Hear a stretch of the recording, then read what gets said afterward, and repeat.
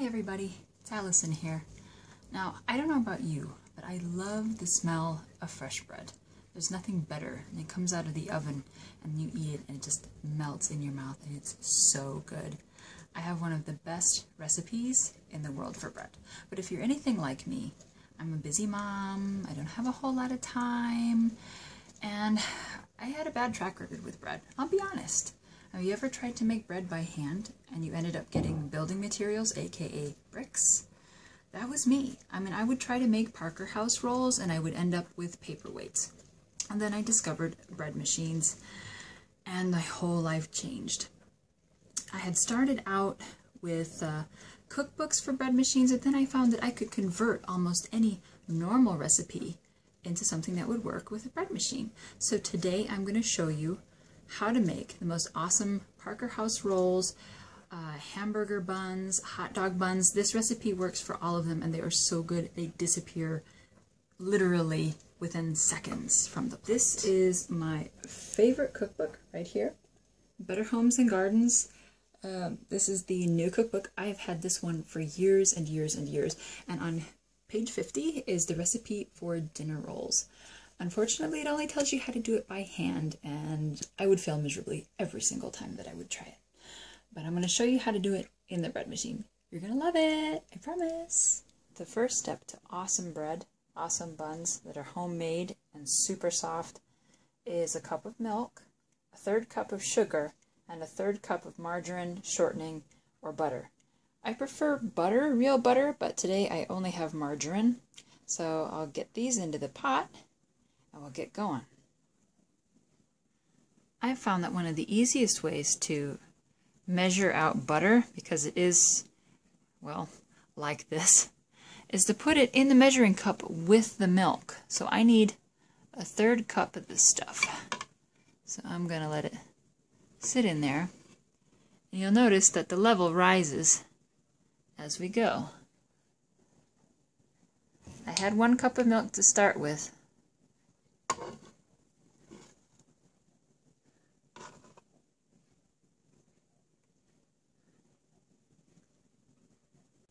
Well, this is my cup of milk with the butter added on top, or in this case margarine. So I started out with 1 cup of milk, and I kept adding butter until it hit about the 1/3 cup mark. And then I know I've got 1/3 cup of margarine in this case. So I'll go ahead and add this to my pot. Or my pan for those who are sticklers for it. Next thing I'll need to do is add the sugar. I'll go ahead and add the sugar and turn on the heat. This here is my butter and my milk with the sugar. And I'm going to turn up the heat to, I don't know, about 5. It's medium high. For this, you're definitely going to want to have a thermometer, because this gets warm very, very quickly. And you're going to want to watch it till it gets to be about 120 degrees Fahrenheit, or roughly 50 degrees centigrade. It's just about there. You see the margarine is starting to melt. I've got my handy digital thermometer here. And it's getting warm awfully quickly. It's already above 50. That only took about 5 minutes on an electric stove, so don't leave it, not even for a moment. Just leave it to get your thermometer, because you can't use it until it's cool enough, otherwise you'll kill your yeast. That is about ready to use. Now we just need to get the rest of the stuff together. This is my bread machine. It's one of the workhorses of my kitchen. It's just normal Tefal home bread. I've had it for quite a long time, and I bought it because the capacity is just massive on it. You can make a pretty big loaf of bread and it's pretty close to a normal shape. If you've ever looked at bread machines in the store, a lot of them will have something that's half this size, and you'll get this funky sort of rectangular shape that's, you know, standing up. It's a bit strange, but I like to make quite a lot of bread, so I don't use this one so much for baking, and I wouldn't recommend it. The bread that I've baked in this has never come out very well, but it does a heck of a job of mixing things for me. So I use it to mix up the dough and to let it rise. It keeps it at a constant temperature, which is wonderful because my house tends to be on the cool side in the winter time. So I totally recommend these. The recipe that I'm using today, or that I'm doing today, is a traditional bread recipe that's meant to be done by hand. But this is a conversion that you can use in your bread machine. So I'm going to add this beautiful butter, milk, sugar, and actually a half a teaspoon of salt, which I had neglected to mention. So we're going to put that in there, and then I'm going to come in with my dry ingredients. I've added, on top of the liquid that what we made in the pan, I've added 4 cups of flour, and this is regular old flour. This is nothing special.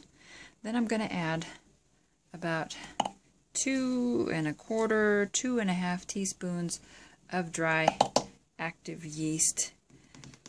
And the trick is, you might be tempted to think that more yeast is better, but if you do that, you run the risk of having flat bread. Too much yeast will eat up all the sugars, and it just isn't pretty. Another tip, when you're measuring out flour, and you take out a cup like this, you take one of these little guys here, a spatula or anything with a straight edge, a knife, anything like that. When you hold it, because I've only got one hand, I can't show you too well, but you kind of tap it down, and then you scrape the top off, and then you know you have exactly the amount that should be in there. This is a 1/4 cup, for instance. So when you scrape it off like that, you know you have an even 1/4 cup. That's just a small tip. I'm going to turn on the bread machine now. I haven't put in the eggs yet. I've cracked open 2 eggs, and I put them in a cup. I tend to do this first, just in case one of the eggs is bad. Then you don't lose your whole bread recipe. You only lose an egg or 2. I'm going to set mine on dough, on the dough cycle, which for me is number 13. And I'm going to let it start kneading the dough. I'm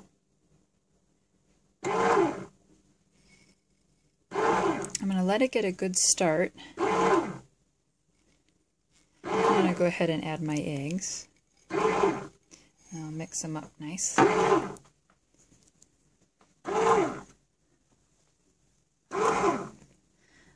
Your bread machine may be different than mine. Mine starts out slow like this, and then it kind of kicks it into high gear. I'm going to let this do its thing for about 5 minutes, and then I'm going to come back and check on it. It's been about 5 minutes, and let me turn some light on here. Maybe we can see just a little bit better. And there's the dough after about 5 minutes. And it's looking a little sticky for me. 5 minutes is kind of a good measure of time to let everything get mixed in. Do you see how it's sticking to the side of the pan like that? That's a bit stickier than I'd like it to be.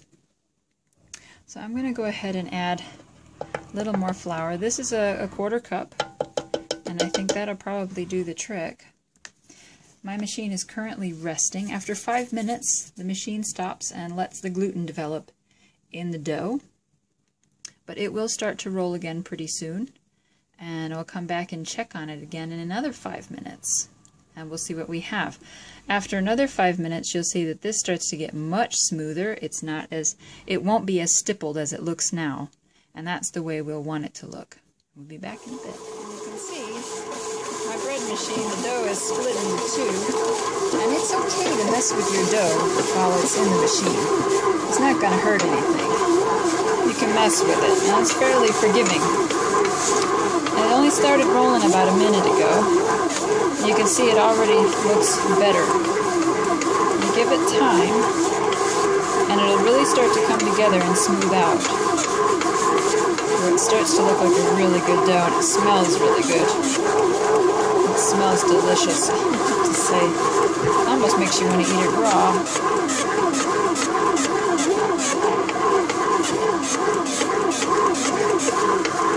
Well, get hands-on with it.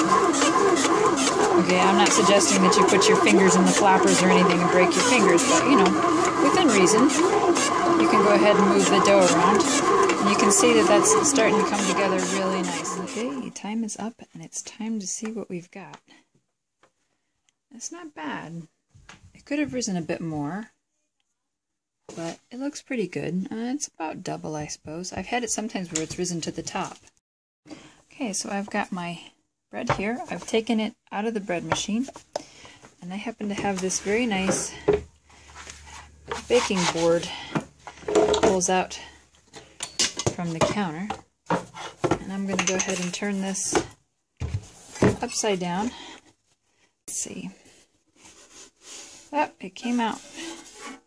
There we go. Can I taste? No. Why? So as you can see, it's really nice and soft and really elastic, and it's really warm to the touch. So we're just gonna kind of softly knead it around, and then I'm gonna put it into my final shape. What I'm gonna do is I'm going to form it into kind of a cone. So now I've got this sort of rolled out into a cylinder, and all I've really done is this kind of movement and stretching it out. No big parlor tricks. Now at this point you could shape it into anything that you want. You could shape it into a hot dog bun, you could shape it into a hamburger bun, you could shape it into Parker House rolls. Or a car. Or a car. But in this case I'm just going to make buns. Or a bill. I'm just going to make buns. And some people use knives. I use dental floss. I find it's the easiest way to cut the bread. So it's really easy to cut bread using dental floss.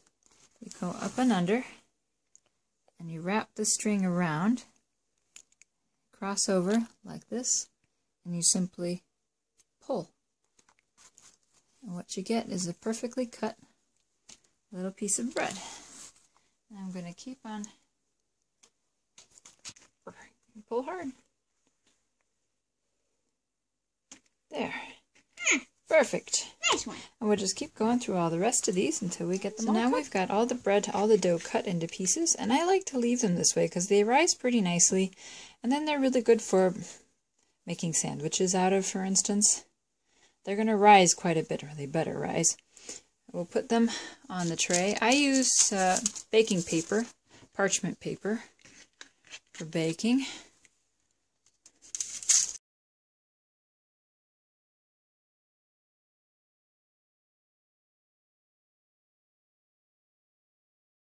Now Okay, raise it. so now we've got all of our bread on a tray. All my light is very yellow. But I'm going to put it here on top of my stove, and I'm going to cover it with a towel and let it rise. I'm going to turn on my oven, and it's going to be about 175 to 200 degrees centigrade or 375 degrees Fahrenheit. And while that's preheating, it's going to heat the top of my stove and give a nice temperature for the bread to have its final rise. And I'll put a towel on top of it and come back in about a half an hour to 45 minutes when they start to look good. These have been rising probably about 40 minutes or so, and they're still kind of popping up, but I'm going to go ahead and put them in the oven anyway. I've got a lot of hungry people.